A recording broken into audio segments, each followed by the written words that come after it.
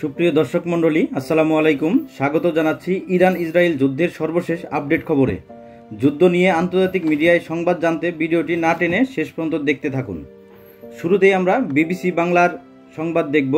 BBC Bangla Iran Israel যুদ্ধ নিয়ে কি সংবাদ প্রচার করেছে। ইসরায়েলে মোসাদ সদর দপ্তরে হামলার খবর ইরানের রাষ্ট্রীয় বার্তা সংস্থার।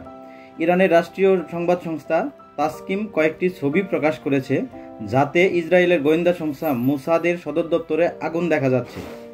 ইরানের রেভলিউশনারি গার্ডকে উদ্ধৃত করে সংবাদ সংস্থাটি বলেছে, ইরানের ক্ষেপণাস্ত্রে আক্রান্ত হয়েছে মোসাদ।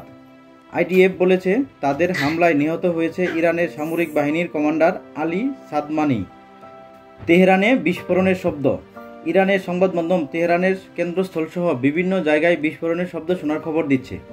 এসব খবরে বলা হয়েছে, আন্দারজৌগি এলাকায় ইসরায়েলের গোলা আঘাত হেনেছে। ওদিকে দেশটির প্রতিরক্ষা মন্ত্রণালয়ের মুখপাত্র জানিয়েছে, তারা আজই প্রথম এক ধরনের ক্ষেপণাস্ত্র ব্যবহার করেছে, যা ইসরায়েলে প্রতিহত করতে সক্ষম হয়নি। তিনি বলেন, অল্প কিছু দেশের হাতেই এ ধরনের উচ্চ প্রযুক্তির ক্ষেপণাস্ত্র আছে। ইসরায়েলের কর্মকর্তারা সর্বশেষ হামলায় 30টির মতো ক্ষেপণাস্ত্র ইরান ব্যবহার করেছে বলে জানিয়েছে। তবে তারা বলেছে, এর বেশিরভাগই তারা প্রতিহত করতে সক্ষম হয়েছে। বিবিসি আরও সংবাদ প্রচার করেছে, ইরান ইসরায়েল সংঘাতের সত্যিকার সমাপ্তি চান ট্রাম্প।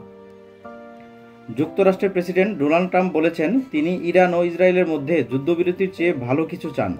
তিনি বলেছেন, এ সংঘাতের একটি সত্যিকার সমাপ্তি চান তিনি। একই সাথে তিনি বলেছেন যে ইরানের পারমাণবিক অস্ত্র থাকতে পারে না। তিনি এমন সময় এই মন্তব্য করলেন যখন দেশ দুটির মধ্যে সংঘাত পঞ্চম দিন গড়িয়েছে। মিস্টার ট্রাম্প তাকে বহনকারী এয়ারফোর্স ওয়ান বিমানে সাংবাদিকদের সাথে কথা বলেছেন। একটি সত্যিকার সমাপ্তি, যুদ্ধবিরতি নয়, একটি সমাপ্তি বলছিলেন তিনি। পরে তার সামাজিক মাধ্যমে সোশ্যাল ট্রুথে এক পোস্টে তিনি বলেছেন যে যুদ্ধবিরতির আলোচনার জন্য তিনি এখনও ইরানের সাথে যোগাযোগ করেননি। ডোনাল্ড ট্রাম্প লিখেছেন, ইরানের একটি চুক্তিতে স্বাক্ষর করা উচিত।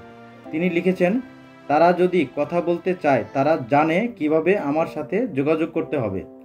তাদের আলোচনার টেবিলে থাকা চুক্তি গ্রহণ করা উচিত, যা অনেক প্রাণ রক্ষা করবে।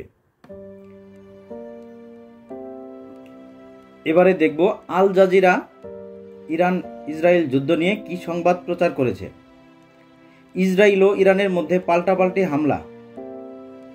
ইসরায়েল ও ইরানের মধ্যে টানা পঞ্চম দিনের মতো মারাত্মক হামলার পর তেহরান বিস্ফোরণে কেঁপে ওঠে এবং তেল আবিবে ক্ষেপণাস্ত্র আঘাত হানে। ইরানি গণমাধ্যমের খবরে বলা হয়েছে, ইসরায়েলি মাটিতে সবচেয়ে বড় এবং তীব্র ক্ষেপণাস্ত্র হামলার প্রস্তুতি চলছে, যার পর ইসরায়েলি সেনাবাহিনী ইরানের যুদ্ধকালীন চিফ অফ স্টাফকে হত্যার দাবি করেছে। মার্কিন প্রেসিডেন্ট ডোনাল্ড ট্রাম্প বলেছেন যে তিনি সংঘাতের আসল সমাপ্তি চাইছেন, যুদ্ধবিরতি নয়।